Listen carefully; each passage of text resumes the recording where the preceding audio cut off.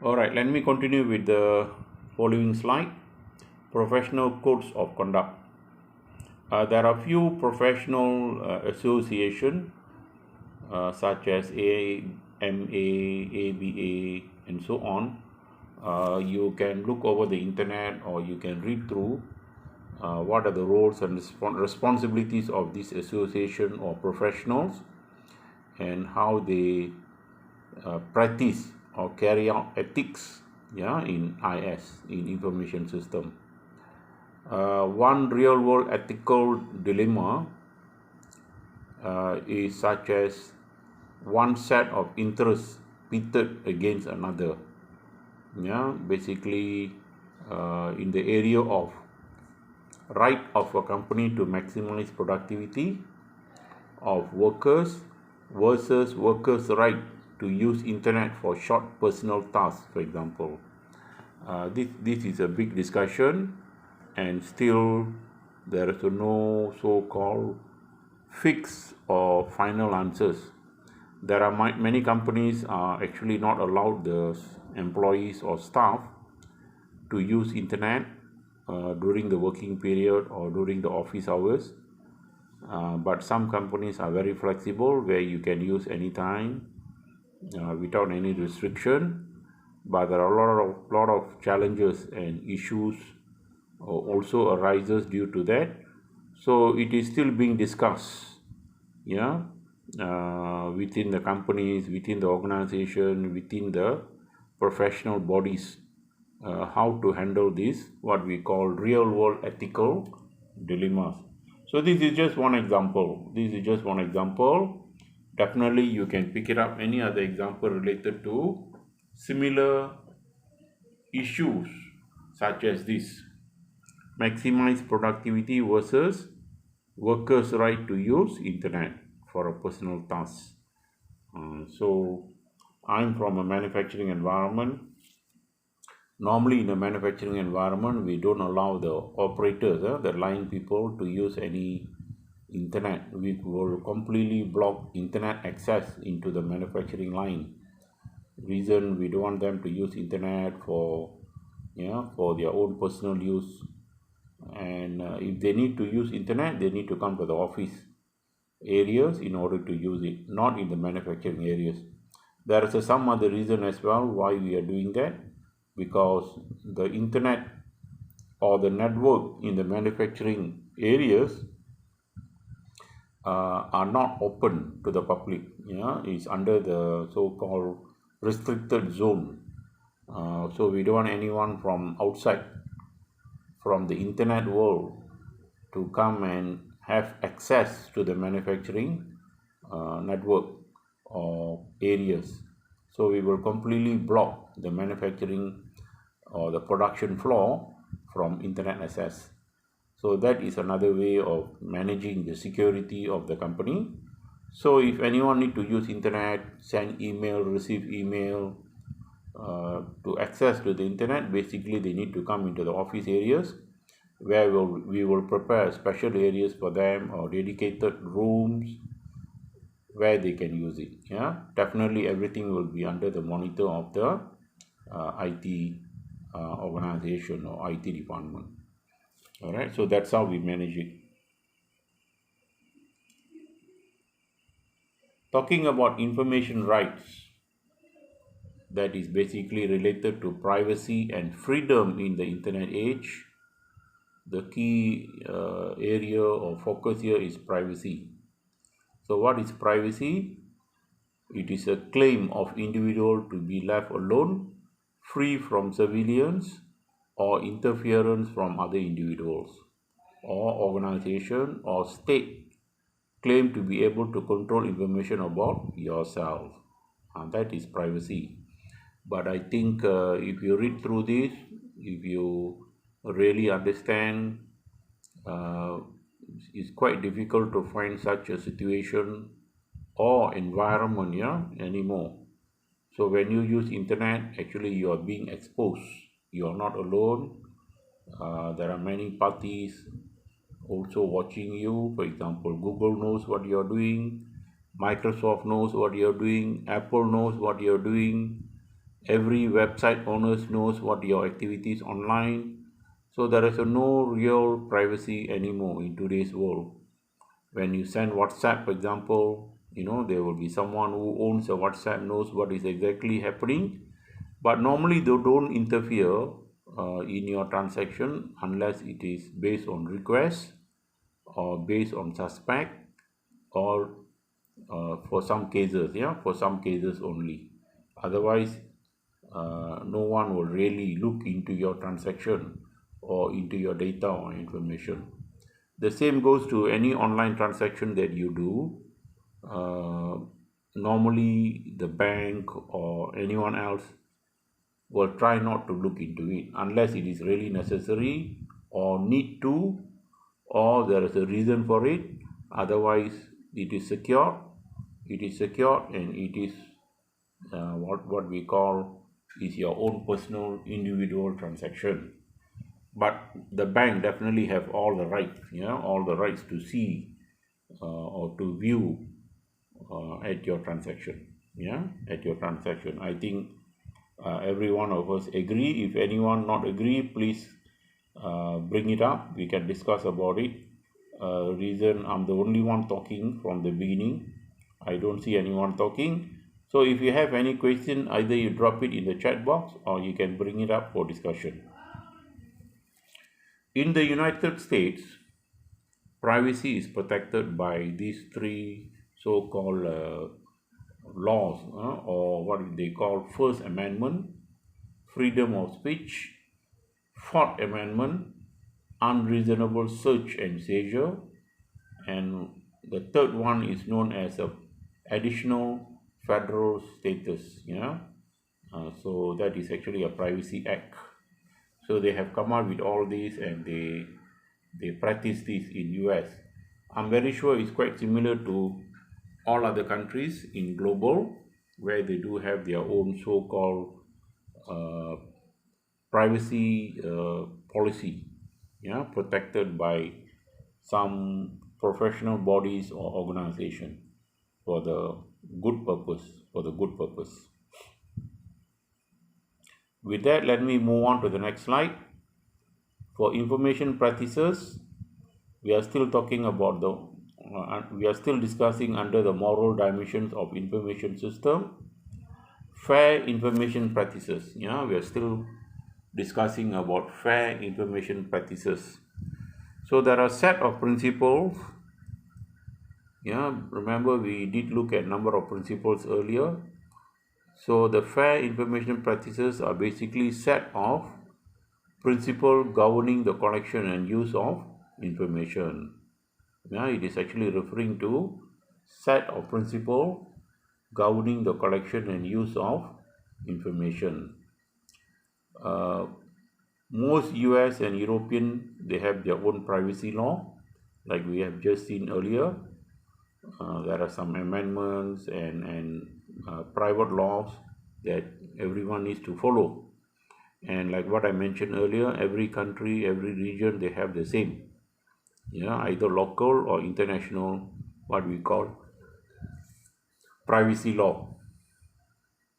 Also based on mutually of interest between record holder and individual is actually the understanding between the owner of the data or information and the parties, the third parties, record holder and the individual.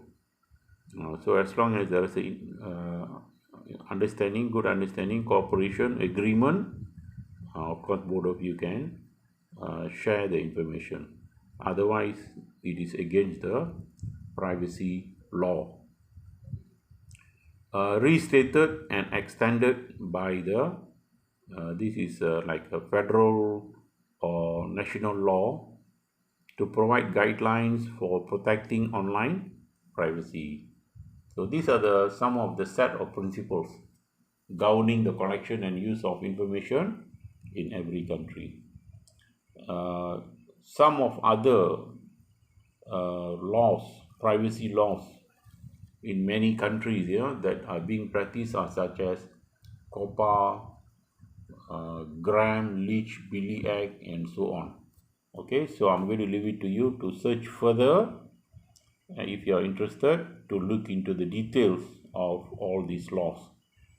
There are many laws and there are many ethical related or principle governing the collection and use of information.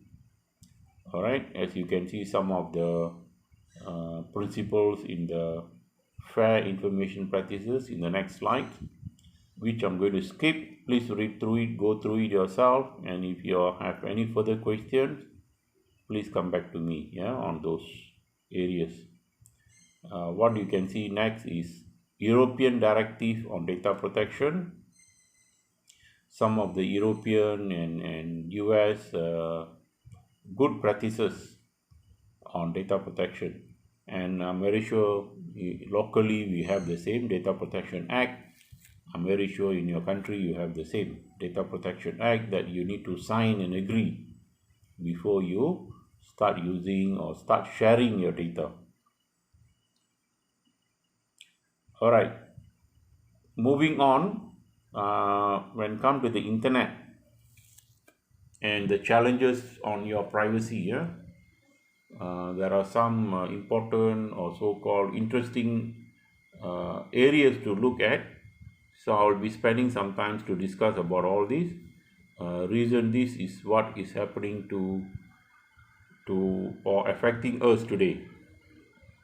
Yeah, affecting us today. For example, cookies. Remember I told you what is cookies?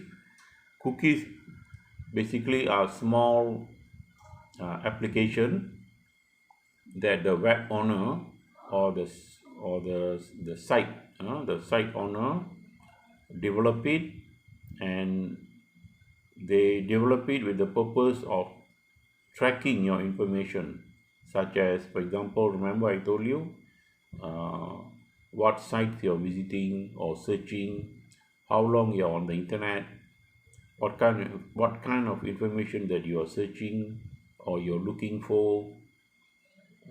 Any kind of information or activities or exercises that you carry out on the internet will be tracked down, and will be captured by this software known as cookies, and will be sent over to the requester.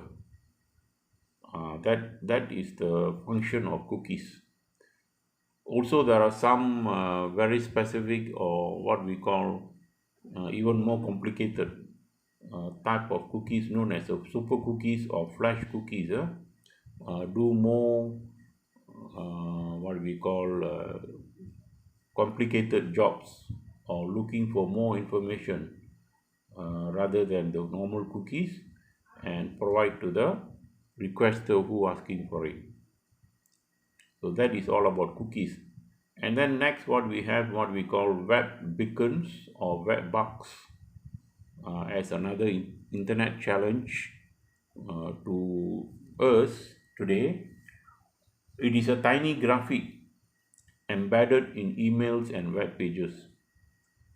So what these web beacons or web bugs are basically doing is monitor who is reading email message or visiting which site.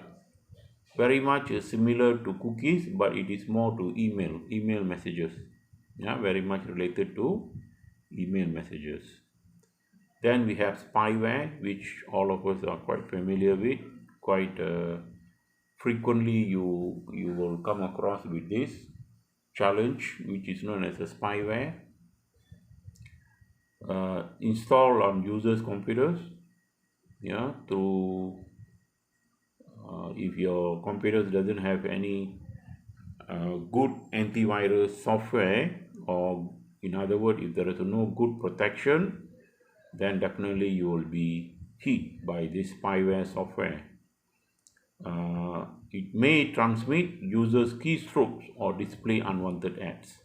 So it's quite dangerous, So it will capture whatever you type on your keyboards, may transmit user keystroke. That means whatever you type on your keyboards, especially like password, secret information, all can be captured by this spyware. It depends what the spyware is designed for, right? And also it can display unwanted ads onto your website. So it's quite dangerous and uh, need to be watched. Need to make sure that our antivirus software is really good and protecting us from the this kind of challenges. And also we have known Google services and behavioral targeting by this kind of websites. uh, by Google, by Shopee, Lazada, Amazon, and so on. Most of the sites will have such a what we call built-in or facilities to look for the information that they really wanted. So what you see on your next slide is, for example, how cookies identify web visitors. Yeah, a simple example, what is happening between the user and the server. How the software cookies captured the information from the user, and then how the server respond back to the users based on the information collected from the user. So this is what will be happening when the users are using, and without realizing, the software cookies are built in and start collecting the information that you are either transmitting or typing in for some purpose. And the requester, whoever on the other side or at the remote side, will be using your information to respond to you for some other purpose. So there is no privacy here. So your privacy is actually being so-called hacked into or breached into.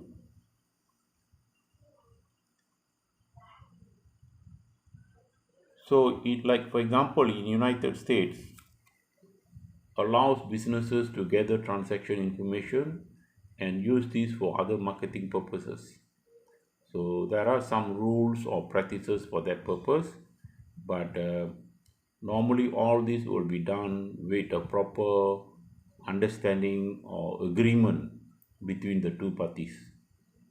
Yeah, there's also what we call online industry promotes self-regulation over privacy legislation, and there are other details that you can read yourself. I'm not going to go through with you because there are too many similar kind of details. So some of the technical solution uh, in order to overcome the challenges of the internet, like what we discussed earlier, for example, the spyware, cookies, and so on. Most of the IT solution providers, such as either Google or WhatsApp or Microsoft or Apple or IBM, have provided are such as where your email is encrypted, no more in the form of as it is, or not in the formal of original text base, but your email will be encrypted, so there is no chance for third party to look into your contents of the email, or in other words, such as hacking or taking over your privacy in terms of the email contents and so on. So that is one technical solution provided by the IT players. The other option is there are many tools, anonymous tools, that can be used or can be downloaded for the same purpose.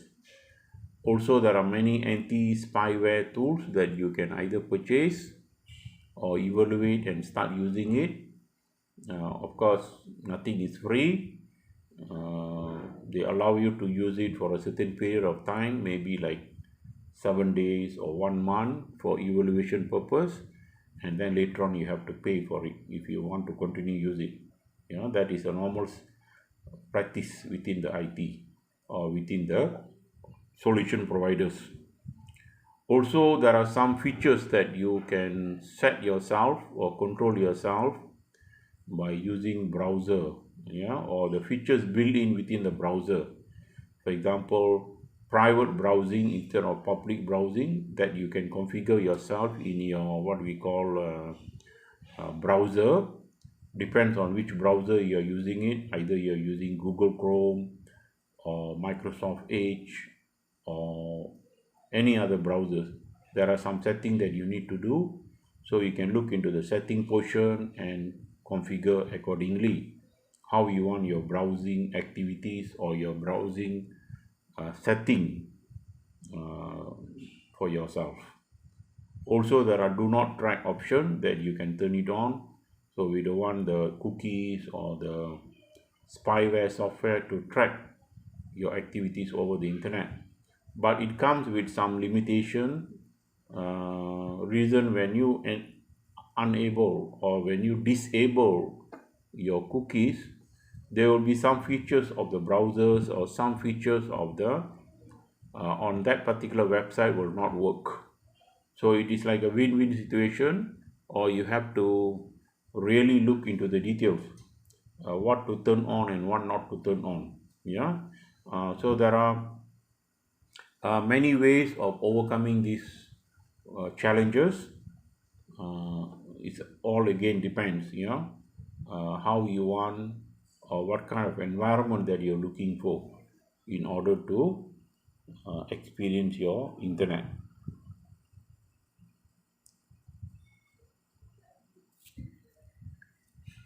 In the next slide, what you see is one interactive session which I can go through with you, but you can discuss with your colleague, with your friends, and maybe you can bring it up if you really need to during our discussion sessions. Otherwise, if anyone has any question, please bring it up. We can discuss now. It is about iPhone become iTrack. And so they want us to read the interactive sessions and discuss the following questions.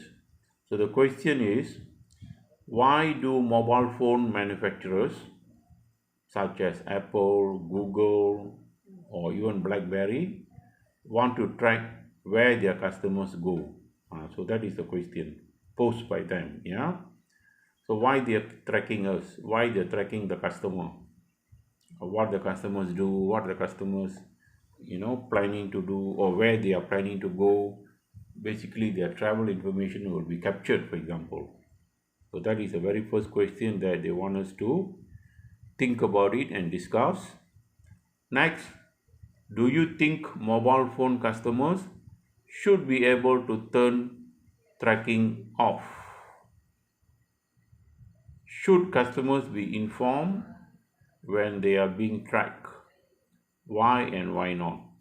So this is also another big discussion, big issues in many countries, because it's all related to privacy of an individual or company. So the question is, do you think mobile phone customers such as you and me should be able to turn tracking off? I think today we don't have that option, but if we have that option will be good. But if it is not, should the customer be informed? Why and why not? That can be discussed. That is another interesting topic that all of you can think about it and discuss among yourself. And if you need to bring it up, we can discuss over here as well. The next question related to the same interactive session is, do you think mobile phone tracking is a violation of a person's privacy? So what is your feedback? What is your opinion? Is it a violation or it is not? So maybe this is another area where you can discuss with your friend, with your colleague, and maybe we can continue our discussion in the discussion during the discussion sessions. So go through this question, discuss about it, and let me know, discuss among your friends what you think is your, or what are your opinions, yeah, on these areas. What I'm going to do, I'm going to quickly run through another couple of slides before we take a break, and then we continue with our discussion sessions for today. Uh, this particular slide is all about property rights, or we call IP, intellectual property. What is IP? What is intellectual property? Intangible property of any kind created by individual or corporation. So that is what we call IP. Three main ways that intellectual property is protected. So how these IPs are protected? There are three main ways. One is what we call trade secret. Yeah, it's belong to business, not to public domain. It's a company secret, organization secret, corporation secret, or it can be individual secret. Right? So they call that trade secret. Many companies have this, many corporations have this, so they call that trade secret. So the secret, the work or the product belong to the business, like KFC. Yeah, we do not know what is the secret recipe of their product. So that is basically what we call trade secret. Copyright is the grant protecting intellectual property from being copied for the life of the author plus 70 years. So that is copyright. So if you want to copy, you need to get permission, or you need to get agreement from the authors. Otherwise, you're not allowed to copyright. Normally, where you see like such as this, copyright. You see copyright C with the C in a circle. So that is the copyright of Pearson Education Incorporated. So you cannot simply copy this material without their permission, or you cannot even use it without their permission. I cannot simply copy paste these materials and use it. I'm very sure your university have obtained the permission for us to use these materials. That's the reason why I'm using it. So that is what we call copyright. Must have permission, must have permission to use it. The other IP is what we call patents.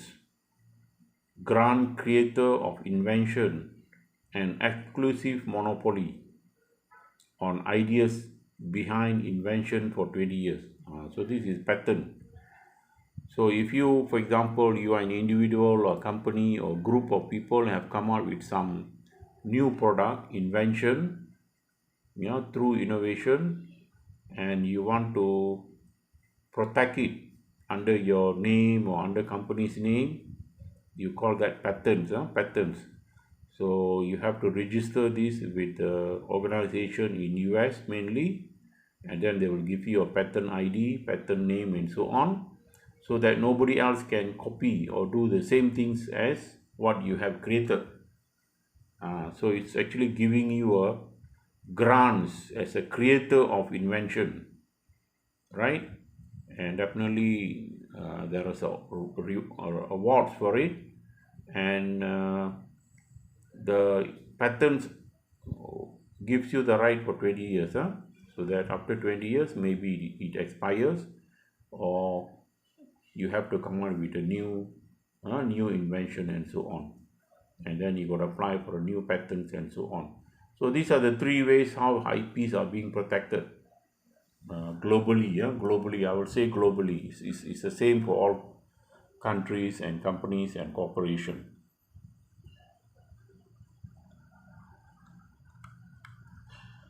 So what are the challenges to these IP rights? What are the challenges? One of the big challenges that we have today is digital media versus the physical media. For example, those days, all the materials were all in the format of papers and books, physical papers and books, where what you can do is just photocopy, without their permissions. Otherwise, you're not allowed to. You cannot easily copy or so-called, take their work and claim as your work. But what is happening today is due to the digital media, is easy to replicate. You can just highlight, copy, and paste. Easy to transmit the information from one area to the other area, and there are very difficult in identifying or classifying those works, whether it is your work or someone else's work, because we have tools and software that we can so-called do a minor changes and then claims it is your work. Compactness is another challenges. Difficulties in establishing uniqueness. So there are many ways that uh, this information can be created easily, quite general. So there is a difficulties in establishing what we call unique information. So all these are actually known as challenges to the IP today. So basically, we have primary data, and someone else can easily copy the primary data and claims it is their own data or their own work without obtaining the right permission, from the owner or from the creator of this IP. So that is happening quite commonly today in the digital world, and it is really difficult to control, and it's going to be even worse in the future. So with that, there is a one new act, what is known as a Digital Millennium Copyright Act, or in short form, it is known as the DMCA, which is all about makes it illegal to circumvent technology-based protection of copyrighted material. So this looks like another new act, where the some parties, responsible parties, have come out with to overcome the problem that we have today in the digital world, as we have just discussed. Hopefully, with this new act, it helps all of us. It helps all of us to protect our work, our digital work mainly, from being copied or from being uh, used by someone without the proper uh, permission or understanding or agreements, right? So that is the whole idea.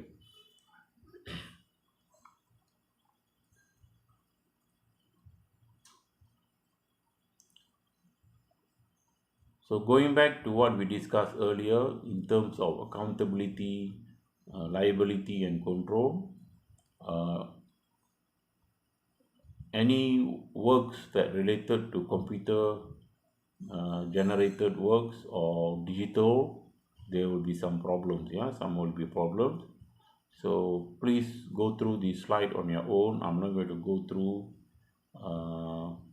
We have discussed all this earlier. What happens if the software fails? Who is responsible for? There are some areas here, some points that you can go through it and read under the self-study mode and discuss further. What is your opinions? What is your feedback on these areas? The same goes to system quality, data quality, and system errors. If this happens, how are we going to manage it? How are we going to solve these issues? What are the principles available, or what are the good practices? What can we do, what we are not allowed to do as far as ethics are concerned? That is the whole area that we need to discuss or focus on, as we discussed very much earlier, in terms of system quality, which is focusing on data quality and system errors. Quality of life in terms of ethic, assets, and boundaries. There are some negative social consequences of system that you can read through. There are some points here that will be or might interest for you. how it is affecting the quality of life, yeah, in terms of practicing ethic, access, and boundaries. What you can see in the next slide is about computer crime and abuse. Computer crime and abuse. It is another popular topic, especially at present, where there are all kind of computer crime and abuse is happening, such as commission of illegal acts through use of computers or against a computer system. Computer may be object or instrument of object. That is what we call computer crime. So if anyone is doing this or carrying out such activity, it is known as a computer crime.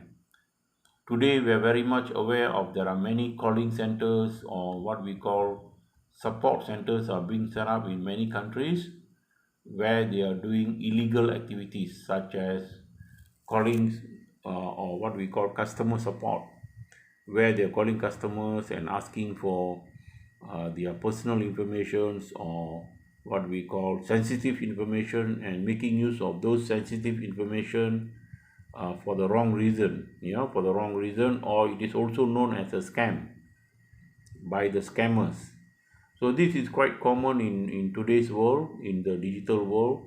It is also part of the computer crime, computer crime.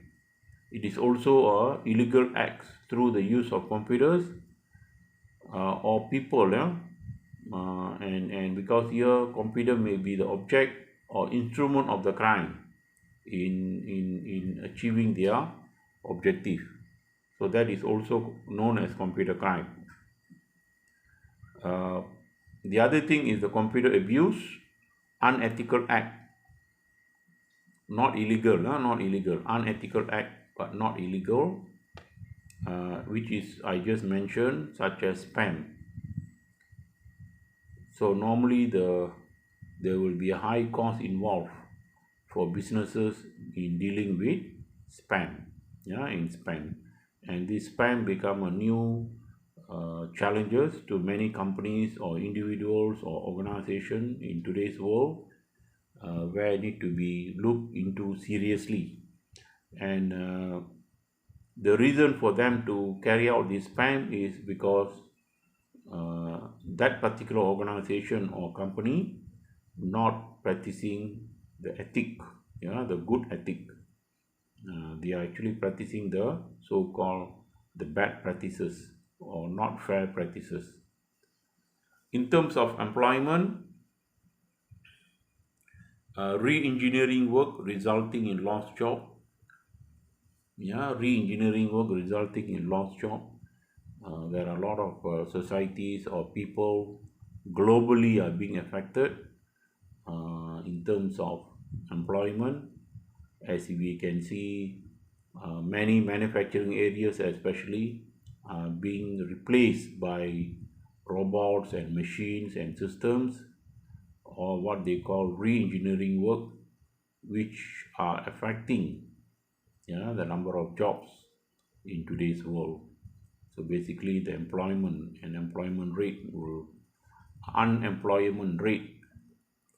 will go higher and higher, and many developed countries and developing countries are having this problem today. Okay, ethic and access, the digital divide. Certain ethnic and income groups, for example in US, less likely to have computers or internet access for some reasons.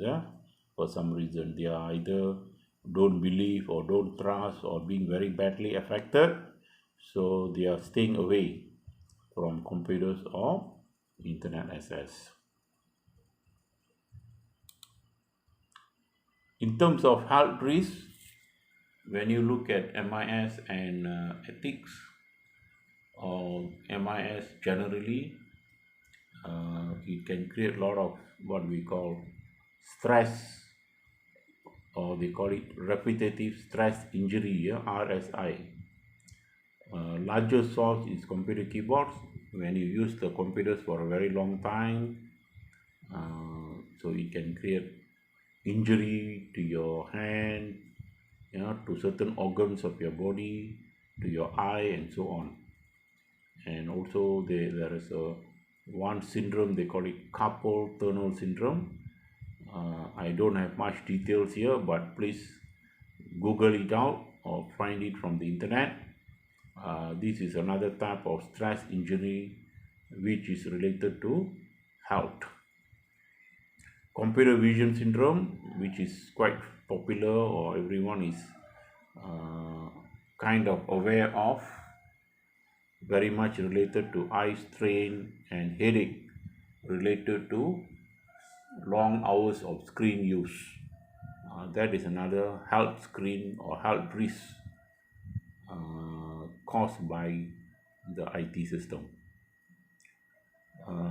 Last not least, also known as what we call techno stress, due to technology enhancement or availability of the, remember we discussed about it in our earlier sessions, emerging technologies or disruptive technologies related to aggravation, impatience, fatigue, all caused by the IT system. Yeah, caused by the IT system.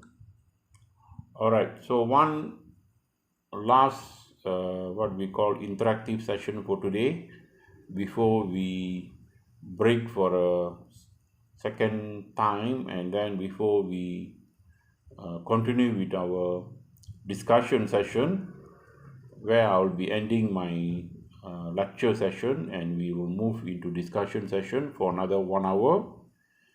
There is a one topic for discussion that you can consider if you are interested: the new digital divide. There are some questions here that you can think about it and you can bring it up if you need to discuss during our discussion sessions. What we call wasting time, yeah, wasting time, the new digital divide. How does information technology affect socio-economic disparities? And that is one good question. How does information technology affect socio-economic disparities? Next question is, why is access to technology insufficient to eliminate the digital divide? How serious a problem is the new digital divide? And the last question is, why is the digital divide problem an ethical dilemma? So these are some of the good questions to look into, this to discuss, to think about it, and please go through it, and we can always discuss in our self-study mode or discussion sessions that I'm going to have it shortly, and you also allowed to discuss with your friends so that to have some good understanding, is it a wasting time or no, in terms of the new digital divide, in going through all these questions, valid questions, and what is your opinion or feedback on these questions. Okay, with that